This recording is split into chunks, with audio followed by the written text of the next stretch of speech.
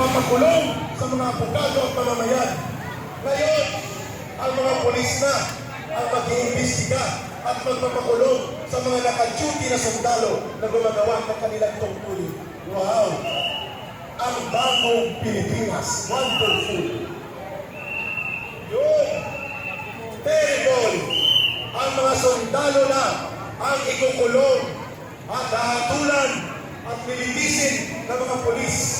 At wala man lang paninindigan si General Bronner para sabihan si General Marbil ng Philippine National Police, excuse me, dahil yan ay mga sundalo, ang pwedeng mag-imbestiga dyan ay ang Armed Forces of the Philippines, Provo Marshal Services. May tinatawag sila na Provo Marshal at may tinatawag na Court Marshal. Bakit sa pulis? Hindi ba dapat imbestigahan muna ni General Marbil ang kulokoy na colonel na pulis na gustong iambalos ang pintuan ng ambulansya sa pagmumukha ni Inday Sara Duterte? O bakit inuna pa ang mga sundalong nagpoprotekta at nangangalaga sa Vice Presidente? Akala ko unimportant si Sara Duterte ni Marcos. Pangatlo na punto ni Ka-Eric, bago po ang iba pang magsasalita dito ngayong gabi.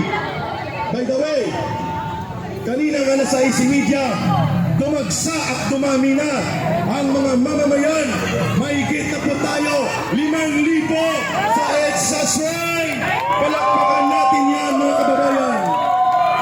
Palakpakan natin, mga kapatid. Dumadagsa at dumadagundong ang boses ng mga mamamayan. Ano ulit, brother? Come here. Dali. Sa gilid ni Ka-Eric, tanggalin ang mask. Ano ang saloobin ng mga taong bayan sa kanilang panawagang palayasin na ang bugok at bulok na gobyerno ni Marcos Jr. Ang sigaw ng taong bayan ay Marcos resign! Marcos resign!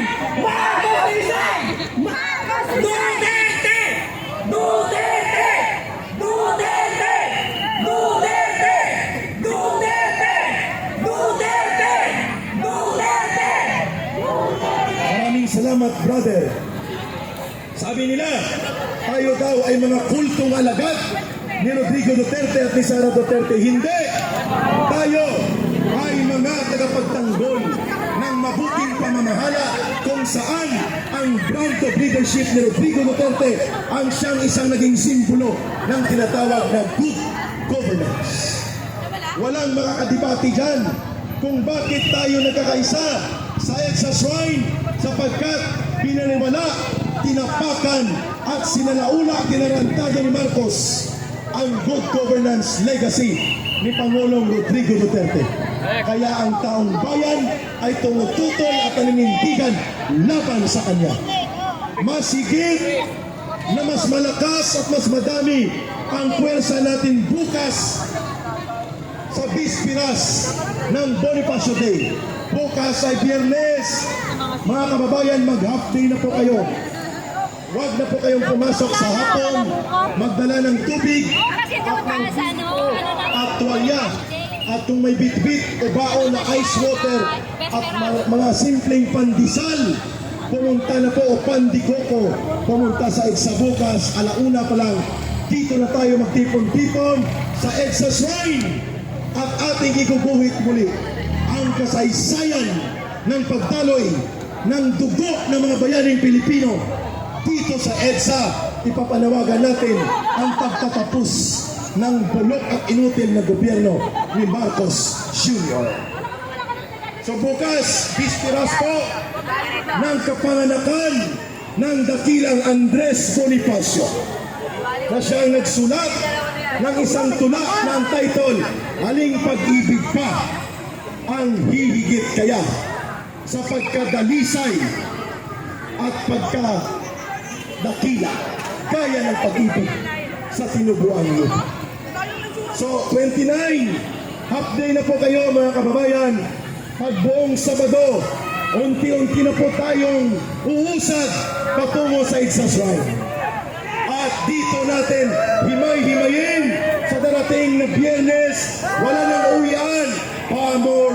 na! At dito, muling maglalagablak ang sigaw ng taong bayan. Ang tao, ang bayan, hindi magagapi. Ang tao, ang bayan, hindi magagapi. Ang tao, ang bayan, hindi magagapi. The people united will never be defeated. The people united will never be defeated. Sama-sama tayong titindig. Sama-sama tayo sa boses na kasaysayan sa November 29 at November 30. Biyernes ng hapon hanggang pamorningan dito sa EDSA Shrine. Maraming salamat mga kasambayanang Pilipino. Mabuhay ang bansang Pilipinas.